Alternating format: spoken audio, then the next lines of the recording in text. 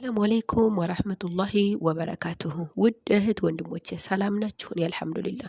ዛሬ ሁል ጊዜ በአይምሮዬ የሚመጣ የሚመላለስን ነገር ጥያቄ ልጠይቃችሁ ለራሴ መልስ ልሰጥ መጥቻለሁ ማለት ነው። ስለዚህ እስከ መጨረሻው ድረስ አዳምጡኝ። ከወደዳችሁት ሸር አድርጉትኝ፣ ላይክ አድርጉ ማለት ነው እና አንዳንድ ሰዎች አለን ከእኔው ጀምሮ በራሳችን የማንተማመን ራስ መተማመን ከምንድን ነው የሚመጣው? ራስ አለመተማመንስ ከምንድን ነው የሚመጣው? የማናውቅ ሰዎች አለን። ጭራሹን ለምን ይመስላችኋል? ቆም ብለን እናስብ። ብዙ ወሬ አናብዛ። ከማንም ሰው ጋር የምናወራውን ወሬ እናሳጥር። ብዙ ባወራን ቁጥር መስማትና ማስተዋል ይሳንናል ማለት ነው። ስለዚህ ምን መሰላችሁ? በራስ መተማመንና አለመተማመን ከምንድን ነው የሚመጣው?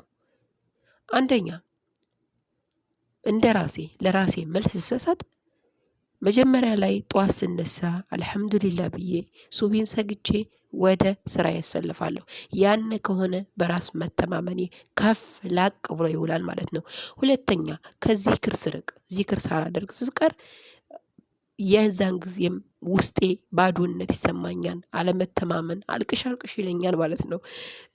ሶስተኛ ደግሞ ሶላት ስንሰግድ አንዳንድ ጊዜ ጉንብስ ቀና እንላለን። ቶሎ በሉ የሚያመልጣችሁ ነገር አለ የተባልን እንመስላለን። ያን ነገር ለምንድን ነው የምናደርገው?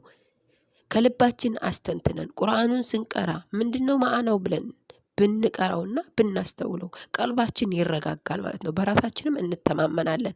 በጠቅላላ ወደ ጌታችሁ መጠጋት፣ ጌታችሁን መለመን የቂን ማለት የቂን ካላላችሁ ጌታችሁን ካልተጠጋችሁ በራስ መተማመናችሁ ይወርዳል። መውረድ ብቻ አይደለም መሬት ላይ ሰው ይረማመድባችኋል ማለት ነው።